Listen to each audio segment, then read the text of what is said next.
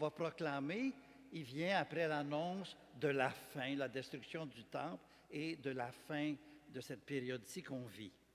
Le Seigneur soit avec vous. Évangile de Jésus-Christ selon saint Luc.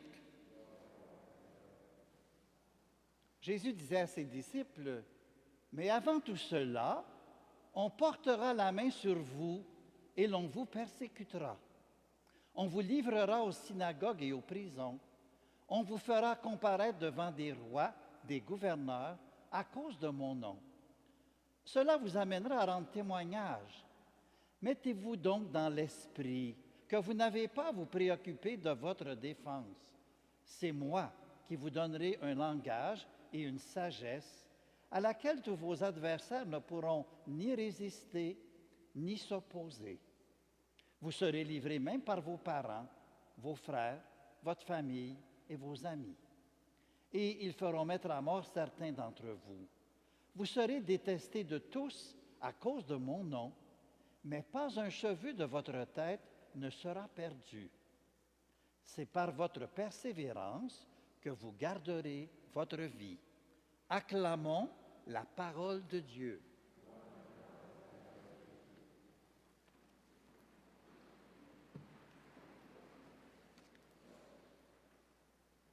Ce soir, notre thème dans les Béatitudes, « Heureux ceux qui sont persécutés pour la justice, car le royaume de Dieu est à eux. » Demain soir, quand Robert reviendra, ça sera « Heureux êtes-vous quand on vous insulte et persécute, quand on dit des mensonges et du mal sur vous à cause de moi. » Donc demain soir, à cause de moi, ce soir, les persécutés pour la justice. Dans le fond de dire, oui, les gens qui sont persécutés, le règne de Dieu leur appartient. Donc, les gens qui sont chassés à cause de la justice, le royaume des cieux est à eux. Évidemment, quand on entend parler de persécution, ce n'est pas tellement enthousiasmant. Puis dans le fond, toutes les béatitudes que vous avez vues depuis une semaine, bien, elles ne sont pas si faciles à vivre. Mais cette fois-ci, dans la 8e, c'est comme s'il y en avait deux qui sont frères et sœurs. Donc, heureux les persécutés pour la justice et heureux les persécutés à cause de mon nom. Saint Luc, il va en faire rien qu'une avec ça. Donc, c'est pas qu'on aime tellement ça, parce que parler de persécution, ça a la couleur du sang. Alors, c'est pas évident d'accepter d'être persécuté. Et dans le fond, il ne nous dit pas qu'on va être heureux parce qu'on est persécuté, mais parce que le royaume est à ceux qui souffrent la persécution. Donc, ça va être les dernières béatitudes, celui de ce soir et demain. Et ça nous dit, bon, Jésus lui-même a été persécuté, puis en lui, dans le fond, toutes les femmes, tous les hommes qui veulent suivre Jésus vont être torturés.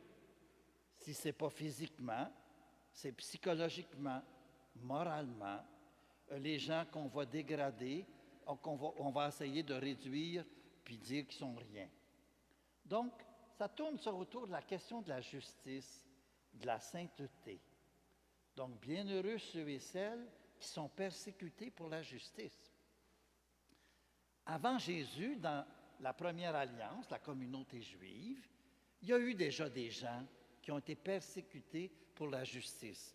Quand on prie dans les psaumes, il y a beaucoup de psaumes qui reprennent cette idée-là et comment on demande au Seigneur de venir nous aider par rapport à ceux qui nous persécutent.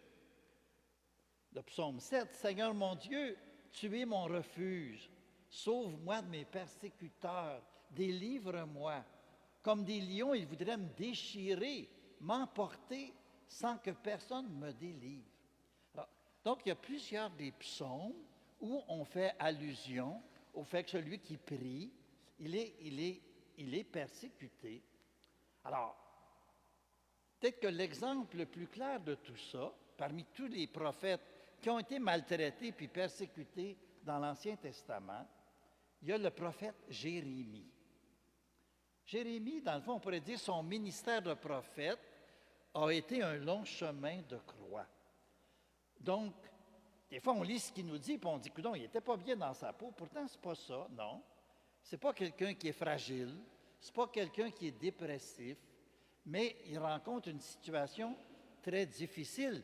Il a affaire à délivrer la parole du Seigneur au peuple d'Israël. Et donc, il faut qu'il les invite à la conversion. Il faut qu'ils dénoncent leur trahison puis leur péché. Donc, il était persécuté par les gens tout proches de lui, par ses frères, les gens de sa propre race, les gens de sa même communauté de foi. De fait, à un moment donné, Jérémie, ça nous dit, il venait de finir un discours que le Seigneur lui avait dit, « Tu vas leur dire ça. » Alors les prêtres, les prophètes et tout le peuple se sont saisis de Jérémie puis ont dit, « Tu as signé ton arrêt de mort. » Et Jérémie, à un moment donné, il va faire une très belle prière au Seigneur parce qu'il en a assez d'être maltraité. « Seigneur, pense à moi. Fais quelque chose en ma faveur et venge-moi de ceux qui me persécutent. Tu es trop patient envers eux et c'est moi qui en souffre. Tu sais bien, c'est pour toi que je subis toutes ces injures. Aussitôt qu'une parole de toi me parvenait, je la dévorais, elle me ravissait, elle était la joie de mon cœur. C'est ton nom que je porte, Seigneur, Dieu de l'univers. Jamais je ne me suis assis parmi les rieurs pour m'amuser. Tu m'as forcé à rester seul, rempli de ta colère. Pourquoi est-ce que cette souffrance toujours? Pourquoi est-ce que ma blessure est incurable puis elle ne se cicatrise pas? Donc, dans le fond, il se plaint un peu de son travail de prophète. Il est vraiment tenté par le découragement, puis on a l'impression qu'il va donner sa démission. Ça a l'air d'un prophète déprimé. Il trouve ça trop difficile. Et de fait, on dirait qu'il y a une crise de vocation. Il va dire, Seigneur, trop, c'est trop. Je suis fatigué de travailler pour toi. Pourtant, tu sais que je me suis donné à toi dans l'enthousiasme. Comment ta parole ravissait mon cœur. Pourtant, faut-il que ceux qui se donnent à toi en arrachent autant? Est-ce que je n'ai pas tout quitté pour toi? Pourquoi est-ce qu'il faut que je revive la persécution?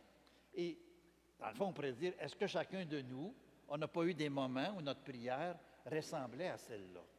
C'est pas pour rien qu'en langue française, on parle des jérémiades. Les jérémiades, c'est inspiré de Jérémie, c'est lamentation. Alors, c'est le Seigneur qui dit, Seigneur, j'en arrache, c'est pas facile ce que tu me demandes. Dans le fond, Jérémie, il aime le Seigneur, il aime sa parole, puis il aime les gens à qui il est envoyé. Mais il souffre du travail qu'il a à faire. Les gens l'insultent, l'injurient. Donc, il vit toutes sortes de troubles à cause de la mission qu'il a reçue du Seigneur. Donc, dans le fond, le Seigneur qui dit, écoute, en même temps, il va annoncer une nouvelle alliance qui s'en vient. Mais on sent que pour lui, ça n'a pas été une vie facile. Oui, il a été persécuté pour la justice.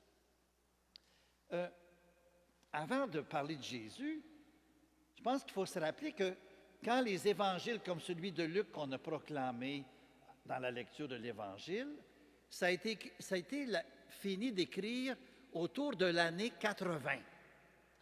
Et déjà dans ce temps-là, la petite communauté des disciples de Jésus est déjà dans une phase de persécution sanglante. Vous savez, il fallait de la foi, il fallait du courage pour les premiers chrétiens, parce que dans le fond, on parlait déjà des martyrs, donc des gens à qui qu'on tuait parce qu'ils étaient des disciples de Jésus.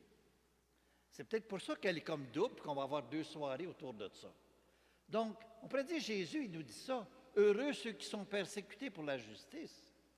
Mais lui-même l'a vécu tout au long de sa vie puis de sa passion.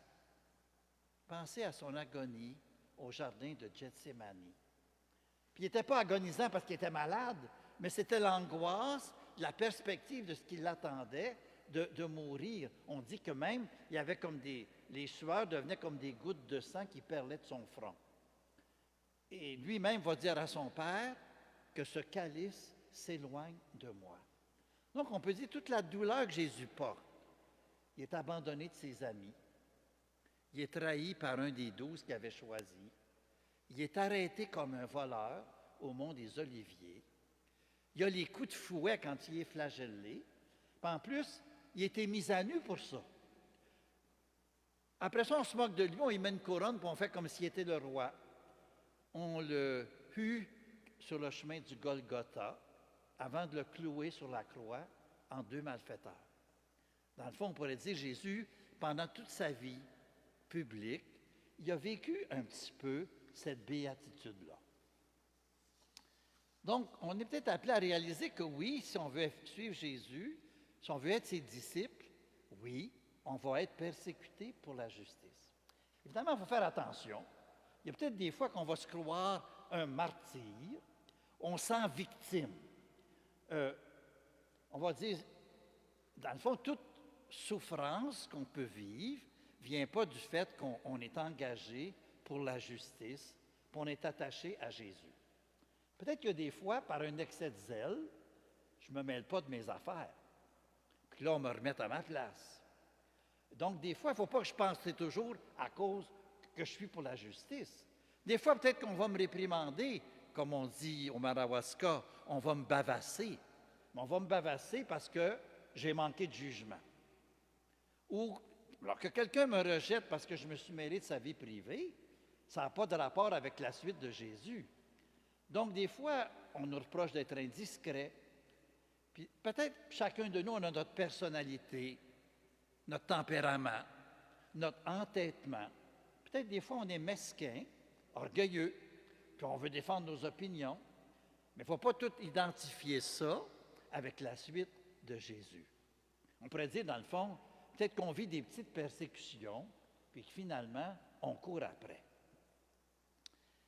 Il y en a d'autres qui sont peut-être plus petites, plus subtiles, qu'on vit dans nos communautés. On va dire d'une personne qui se donne beaucoup aux autres, on va y reprocher qu'elle est trop naïve. Une autre, on va la critiquer à cause de l'enseignement qu'elle fait ou de sa pratique de l'Évangile. Une autre qui ne parle pas dans le dos des autres, on peut lui dire, bien, elle est une sainte nitouche, puis elle ne fait pas comme nous autres. On pourrait dire que dans la communauté chrétienne, la jalousie entre nous pourrait aussi être une grande persécutrice. Qu'on n'accepte pas trop bien toujours qu'une autre personne fasse plus de bien que nous ou d'une manière différente de nous. Là, il y a des façons subtiles de la jeter à terre, de l'écraser, de la dévaloriser. On peut se moquer des autres de la communauté. Le pape aime bien parler des commérages. Il dit qu'en Église, on est très fort là-dessus. Dire du mal des autres, qu'il soit vrai ou pas vrai. Donc, ça peut arriver qu'on injurie les autres, qu'on les étiquette. Alors, de réaliser qu'à ce moment-là, c'est entre nous qu'on se donne de la misère puis qu'on se persécute.